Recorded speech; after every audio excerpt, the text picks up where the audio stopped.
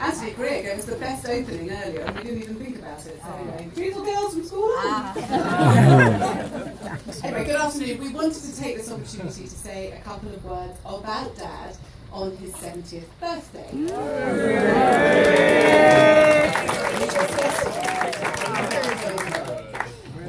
Peter Ustinov once said that as a father of three daughters, he needed almost no rehearsal to play the role of King Lear. That same madness has overcome Dad several times during the 38 years that he has been outnumbered by his womenfolk. I once asked Dad if he ever felt he missed out on not having boys, and he was very generous in his reply and said that he never really felt that he would enjoy sitting on the side of a playing field in the rain. We tried to balance out the hormones in the house by only having male dogs and cats. However, that never really seemed to be enough, which is why none of us can really blame him for spending so much time on long walks with Freddie and Hugo in the forest, or simply sitting on the tractor and mowing the lawn for days on end. It must have been a truly terrifying journey, especially the teenage years, but Dad endeavoured to keep his girls as calm as possible. For 2 years, I did not realise that the Valentine I received was not from the Spotty Tour, but it was from Dad, who had made Pat, his faithful secretary of nearly 20 years, post on her way home from work. Not only that, the poor woman had to stop at 3 different stops to ensure that there were different postcodes. It is only when you become a parent that you can understand what it is to be a parent, and you then reassess and reevaluate the oldies. Dad, or Popper, as he is now referred to by his 6 grandchildren, who adore him and follow him around like the Pied Piper every day, he's very, very patient and stubborn, has taught his 3 daughters to be strong, independent and spirited young women. Something I know at times he would wearily regret. Mostly the debate over holiday destinations, when a cheap holiday to Malaga suddenly became 2 weeks in Mauritius. And for that, we have a lot to thank Gail Tatlow for. And also my decision to spend 3 years pretending to be a weeping willow in my drama degree, which I still argue helped me achieve great communication and teamwork skills. He once said, "We can only ask that you try your best," and he has encouraged, challenged and driven us always. Hillary Clinton said that we need to learn from the fathers who teach their daughters that there is no limit to how big she can dream and how far she can achieve. I'm not trying to say that any one of us wants to be the next president of the United States. However, today we are 3 women who are grabbing opportunities thanks to the lessons we have learned from our parents, who have always tried to open our eyes to the world around us, whether that be through sending us to Rodin, encouraging us to learn, or to travel to all 4 corners of the world. Dad once said that life is not a knock-up. And for those of you here today who have witnessed the patter letters on the dance floor, everybody knows, but also the patter letters on the tennis court, you will know how much he lives life with passion and interest, and spare tennis rackets. And today, on his 70th birthday, it has to be said that his game is pretty much up there with Andy Murray's current wins.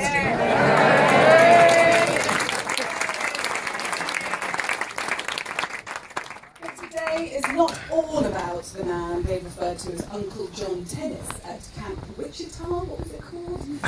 In that forgotten... What? Sorry, Camp Owego.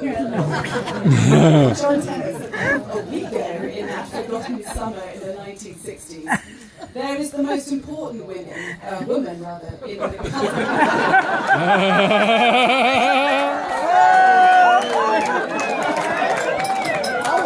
That sentence again. There is the most important only woman in the coven of witches that he has endured for the past 40 years, that has been instrumental in making the man the success he is, and the women that we are today. And on that note, I hand you over to you.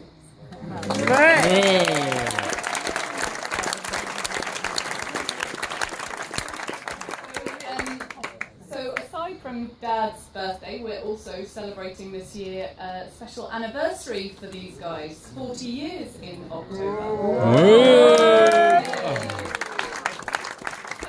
So this is a milestone for any couple, and especially the three of us who we are just embarking on that journey ourselves. We sort of look to you as sort of as role models for how to make this path. So we've been thinking about what makes the perfect marriage, and looking at you guys, and we see the key ingredients from 40 years being first of all, patience. Those times when Dad loses his car keys, which is very scary, cufflinks, or the remote control goes missing down the sofa, or, God forbid, Sky Planner is understanding for those times when Mum goes to the Harrods sale, and worse yet, when she takes us three with her, which doesn't happen quite as much since we're not on the payroll. Shared interests that complement each other. While Mum is a sensational cook, Dad is an expert in washing up. Mum is a whiz on the computer, while fortunately Dad still can't figure out how online banking works. While Dad was carving a name for himself in the city, Mum was in full charge of the ship at home, even down to filing the annual tax returns.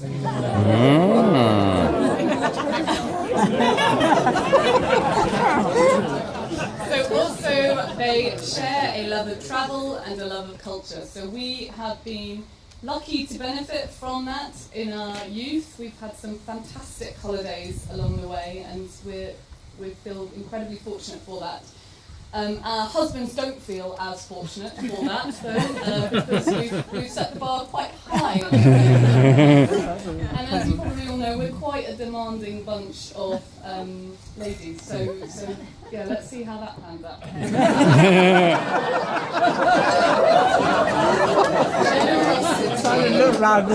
Our parents are the consummate hosts, as we can see today. Here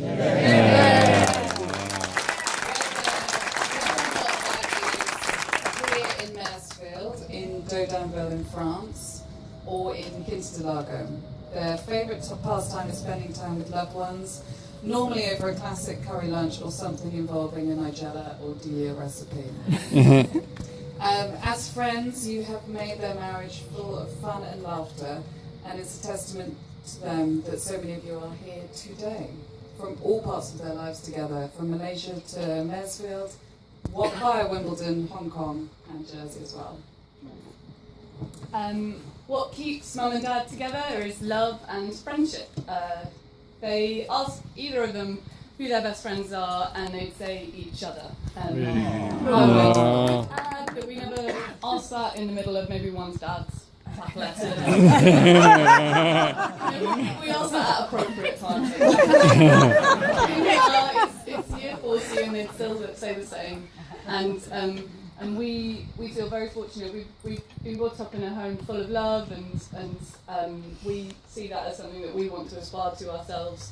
And having you all here, you're part of that journey as well. And this house has been an incredibly special place to be brought up in, lots of parties, some of which they probably don't know about. But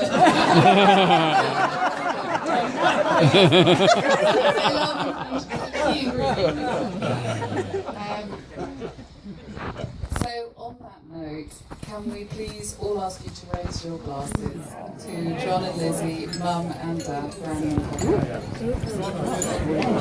To John and Lizzie.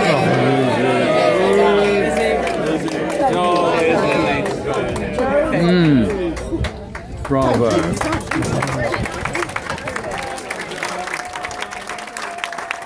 Super. You're quick.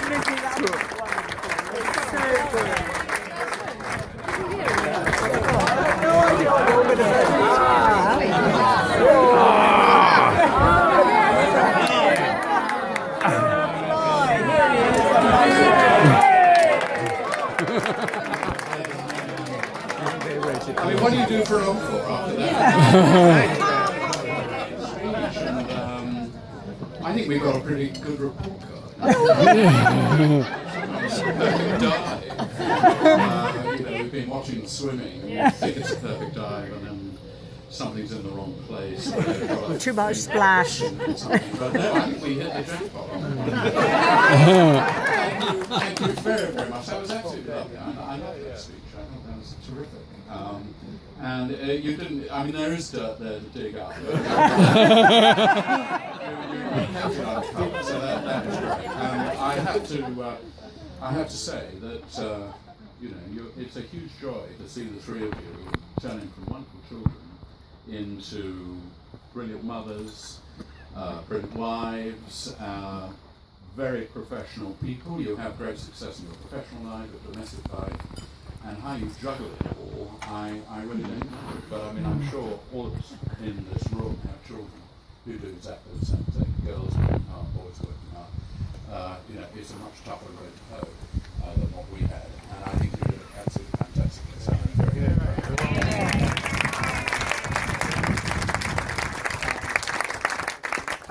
I should start. I'm just going to say thank you to lots of people. And while we're talking about divorce, I just want to thank my splendid sons-in-law for being part of the transformation from childhood to motherhood, etc., etc.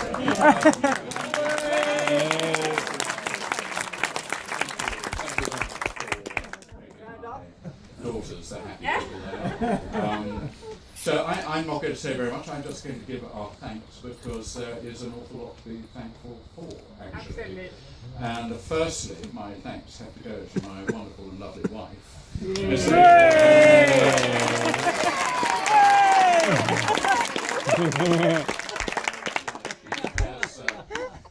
been a huge strength and support. I mean, I honestly don't know where I would have been without her.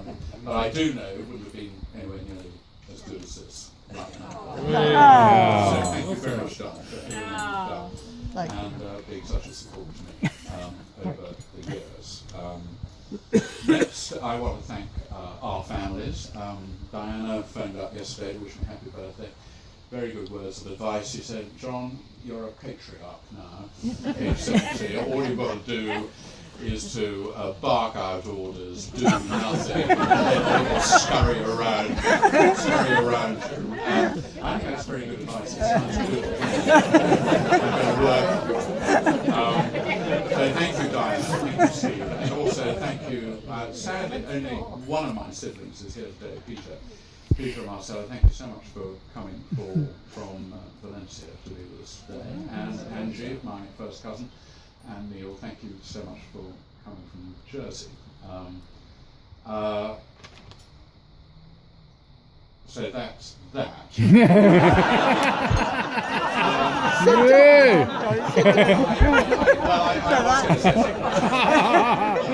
For those of you in the room who know Sally Bryan, Sally was Angie's bridesmaid, or you were Sally's bridesmaid, or something. They were old friends from back in those days. So if you want the dirt on Sally Bryan, Angie's the person you're going to talk to.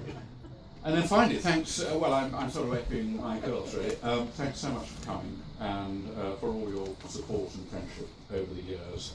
They're chums from all parts of our lives here today, hence all the funny labels. You say, well, that's Reigate or etc., etc. So it's my youth, which was Reigate, Jersey, Oxford, Liz's youth, which was Hong Kong and London. Lizzie was born in Singapore. I was born in El Paso, so I'm sitting on El Paso. I think I'm the only person from El Paso. I happened to arrive in El Paso yesterday, 70 years ago, for reasons that I won't go into.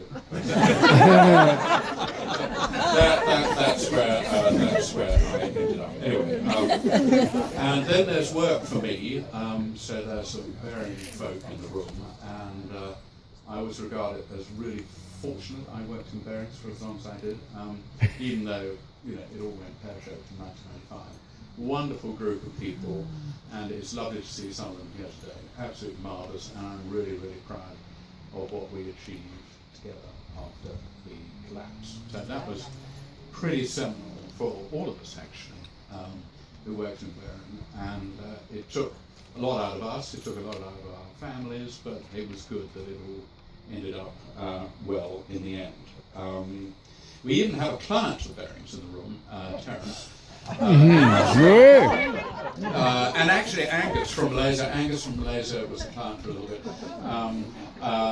And they must be wondering, well, I mean, were we overcharged? But all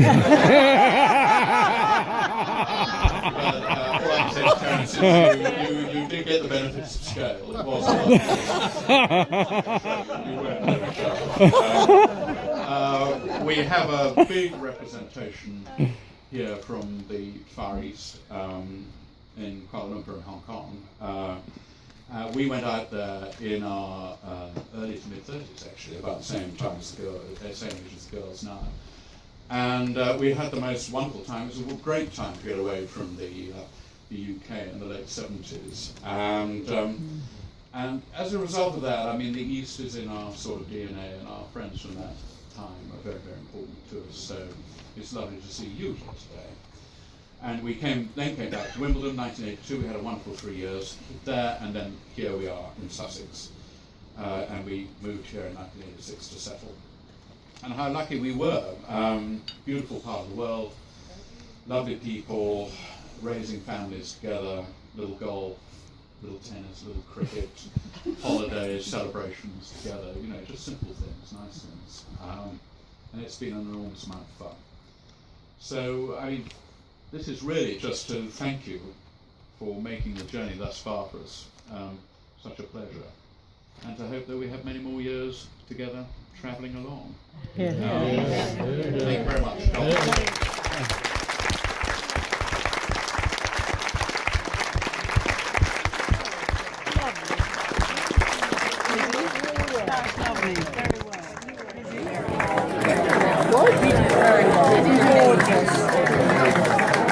And you remembered you're the only one, so